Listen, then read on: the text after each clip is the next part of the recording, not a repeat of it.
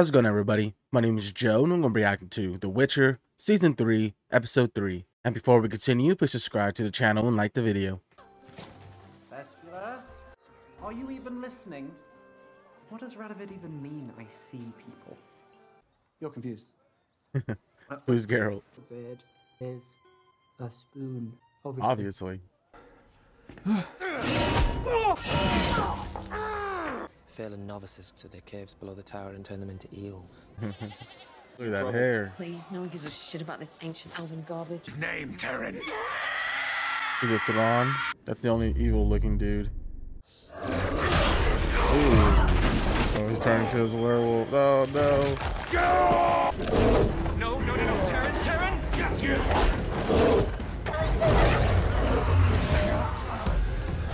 Oh, the thing you stab him with? Oh, the drink or something. You just gotta put it on him. You don't like my little shirt. Oh, Jesus. Oh, it's gonna come out. Dang it, Siri. Always gotta get yourself into trouble. Look at the guy that was saying he fought one of these things. Ooh. Everyone's running. No one's helping this little girl. Oh.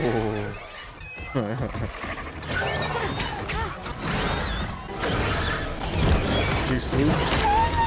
She was talking about wanting to protect. This is their first time seeing Ciri. So this is the girl.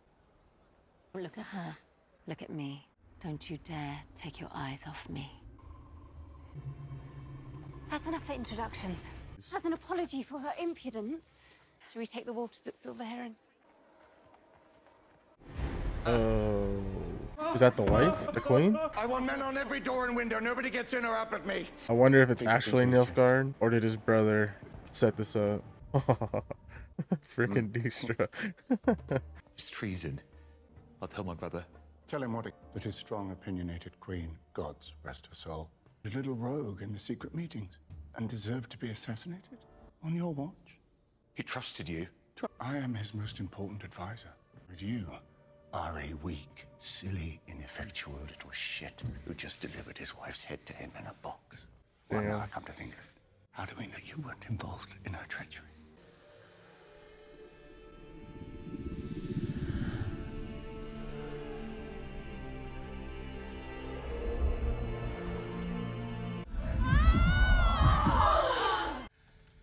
I wish you were there today. I mean, I knew Hedwig had a thick neck, but gods, that was a workout to cut through. Oh, she was the one that actually did it. When you saw her in the meeting, didn't move her mouth. Oh, well, it takes all sorts, I suppose. Unless she was using telepathy. But how did she manage to portal into the palace and through my protection enchantment? It's a swirling black vortex of fucking unnervingness. The mage backing me in. Fuck me. The only reason I fucking agreed to do this job is because you told me you didn't work for Nilfgaard. Working with Nilfgaard is not the same as working for Nilfgaard. The white flame is just a means to an end. A small piece of a much bigger puzzle. Don't worry, your hideous little face. At least I still have a face. Because you are the strongest of them all. Ooh. Robbie and Mel. No.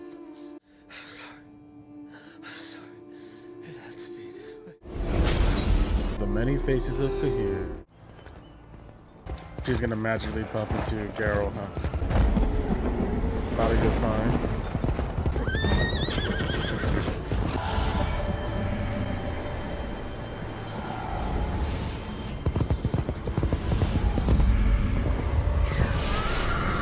Oh, the wild hunt.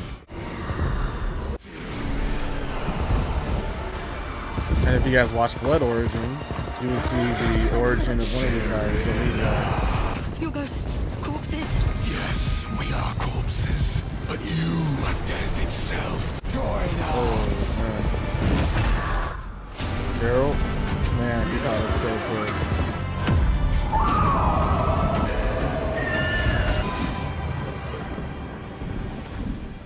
You found me. Oh, wow. Part of his, what, armor, chainmail? They were real. The mask.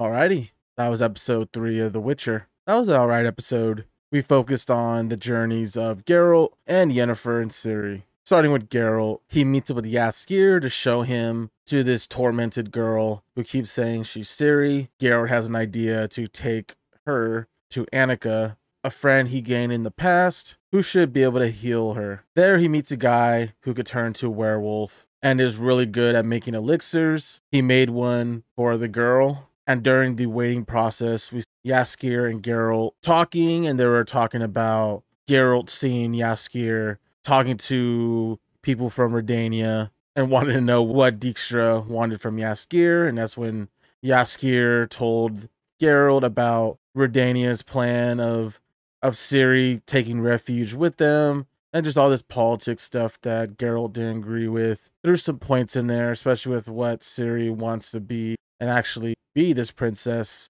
to rule and make the world a better place. But Geralt was just scared of what the outside noise would do to her if she ever got to this point. But after Jaskier brought up something about a magic source, that sparked Geralt to try to wake up and get information from her.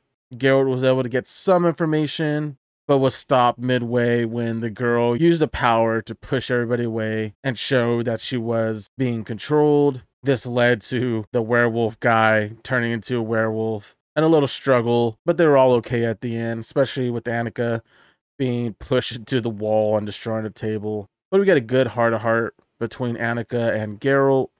Geralt talking about his childhood with his mom and what he remembers and her leaving, and Annika empathizing with Geralt and his mother. He ends up leaving the girl with Annika and plans to go to Aretusa to go find Ciri. So back to Ciri and Yen. We see Yen drop off Ciri with the Dwarven bank people. She tells Ciri to hang out here, spend the money that Yen just gave her, and just basically hang out until she's back. She casts a spell on Ciri's little trinket to use in the case of any danger that comes upon her, and that should be able to summon her. So first we'll talk about Yen. Yen goes to talk to Seiya to try to convince her to take Ciri in. This led to Seiya, Yen, and two other witches in a bathhouse with Ciri serving them wine, but one of the ladies was pretty rude to Ciri the whole time, and Ciri just couldn't fake it till she made it and basically ran away from them while Yen was trying to convince them about Ciri. And that's pretty much Yen's stuff here. And back to Ciri.